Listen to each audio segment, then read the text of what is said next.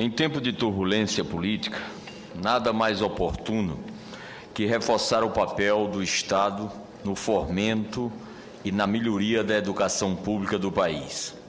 Em 1998, a Constituição Federal estabeleceu, em definitivo, o compromisso inafiançável do governo com a universalização da educação no Brasil. De lá para cá, em que pese melhorias pontuais que atravessaram diversas administrações nacional, regionais, a educação ainda merece atenção urgente por parte das autoridades brasileiras. Antes de tudo, cumpre manifestar meu irrestrito apoio à proposta da emenda constitucional PEC 94 de 2003, que versa exatamente sobre incentivos aplicados à melhoria do ensino no Brasil, além de reivindicar um amparo mais explícito sobre as atividades de esporte, culturas nas escolas brasileiras.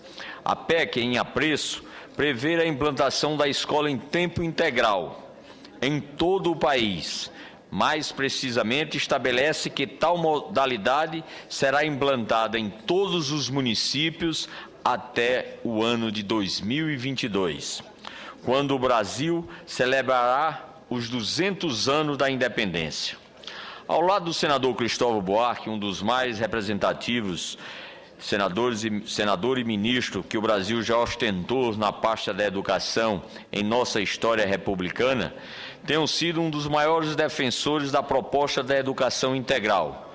Portanto, quanto mais cedo a PEC 94 ingressar na pauta definitiva da votação do Senado, mais tarde nossos filhos retornarão às casas, ocupados em atividades esportivas, artísticas e, naturalmente, atividades do conhecimento.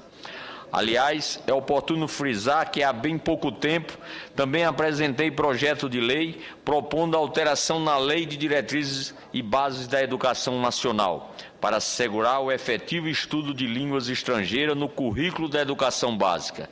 Nessa lógica, serviria de apoio à PEC 94, ao sugerir que a ocupação em turno complementar com o estudo de línguas estrangeiras, apesar de a legislação já determinar o acesso à língua estrangeira, a realidade no Brasil ainda apresenta dificuldades, principalmente para alunos da rede pública.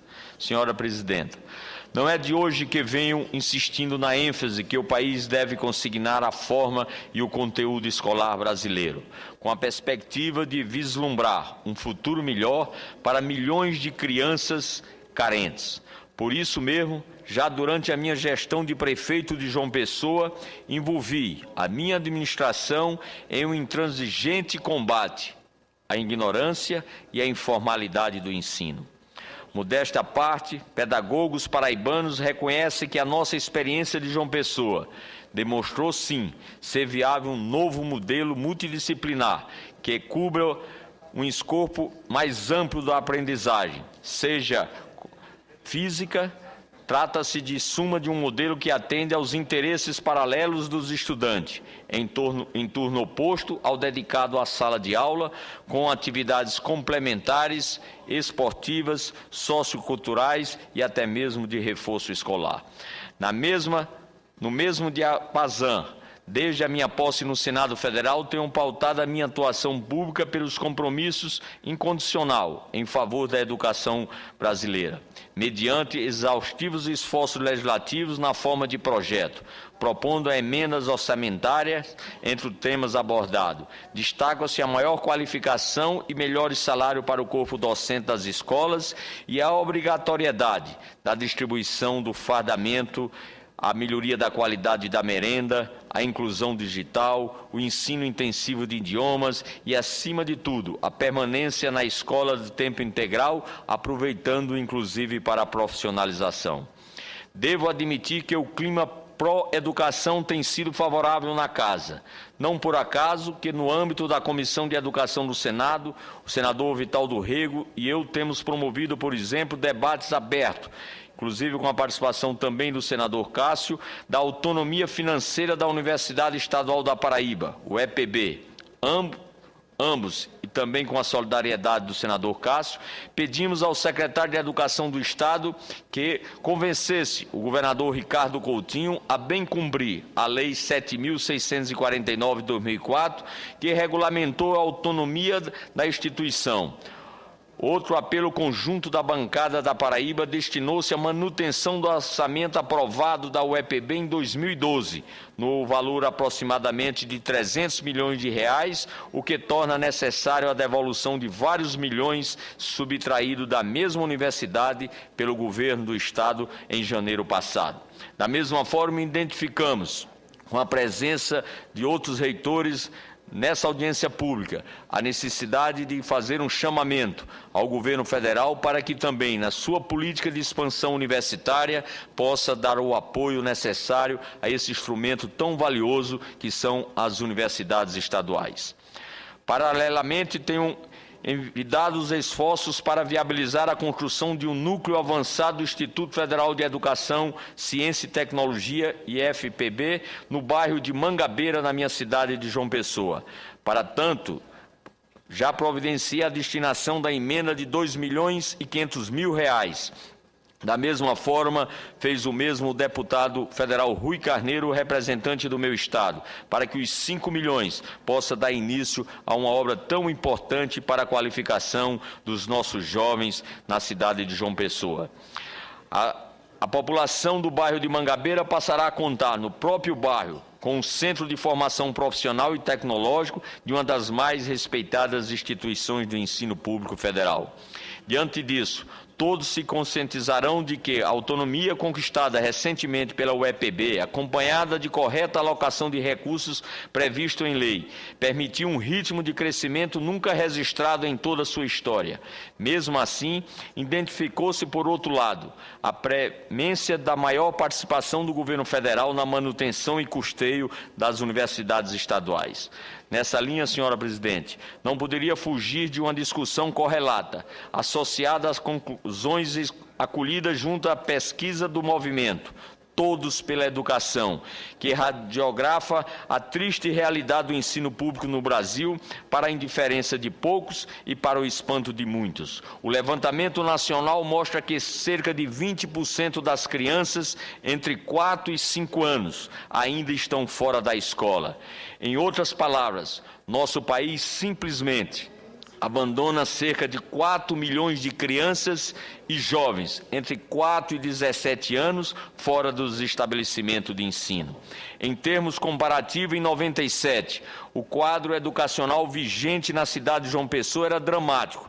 Imagine, senhora presidente, havia 12 creches atendendo a cerca de 900 crianças. Pois bem, em 8 anos de governo, deixei 28 creches com 2.520 crianças, recebendo 4 refeições diárias.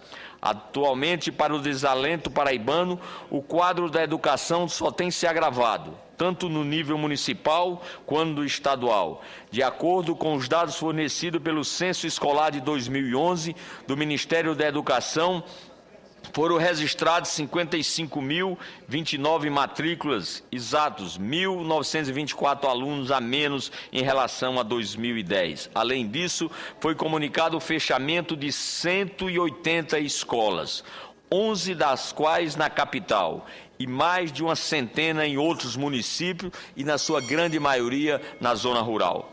Senhora presidente, preocupado com a degradante situação, não me tenho furtado de chamar a atenção para o cumprimento do piso nacional do magistério, fixado pelo Ministério da Educação em R$ 1.451, um reajuste de 22,22% em relação a 2011. Vale ressaltar aqui que desde o início participei do processo da luta e votei a favor da implantação do benefício, insistindo com o governo da Paraíba para que pagasse o piso nacional aos seus professores.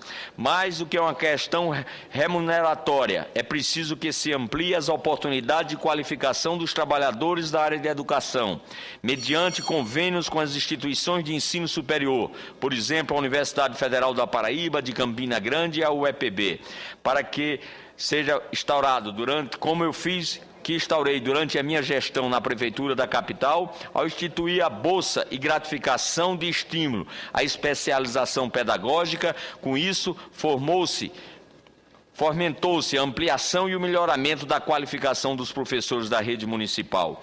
Estou perto de terminar, senhora presidente, pedindo a sua compreensão. Ao lado disso, a capacitação dos servidores da educação tinha como ponto alto, a cada ano, a jornada de formação dos trabalhadores de educação do município, JOFREM, em cuja ocasião se reuniu, além dos professores, merendeiros, porteiros e pessoal de apoio administrativo e de serviços gerais. Na pauta dessa reunião constavam temas e roteiros preparatórios visando a superação dos problemas mais crônicos das escolas. Por vezes, a merenda escolar era eleito o objeto preferido de discussão. Por isso mesmo, no caso da escola da rede pública de João Pessoa, havia uma determinação de repassar o dinheiro diretamente para a escola, para a compra dos alimentos no próprio bairro, que facilitava a fiscalização e o controle do preço. O cardápio ficava a critério de cada escola e era elaborado com alimentos há anos incorporados nos hábitos alimentares da comunidade. Com merecimento, a administração da merenda escolar de João Pessoa foi referência na gestão durante o Fórum Internacional de Segurança Alimentar em 2004 em Brasília.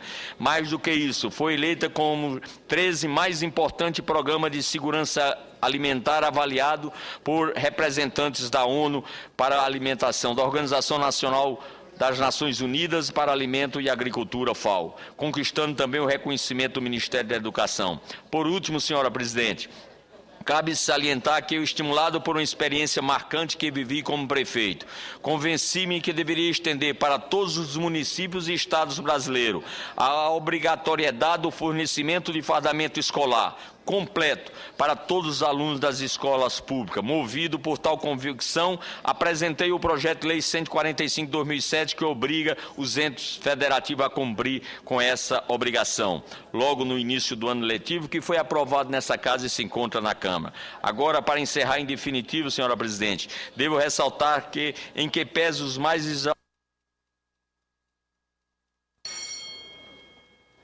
para solucionar o problema da educação do Brasil, muito ainda há de ser construído, a depender da minha inflexível determinação e compromisso político, e não sossegarei enquanto não vislumbrar um país verdadeiramente desenvolvido, coroado de êxito em todas as esferas da ação do Estado, sobretudo no provimento da educação e da qualidade dos nossos filhos. Era o que eu tinha a dizer. Meu muito obrigado e que Deus proteja a todos.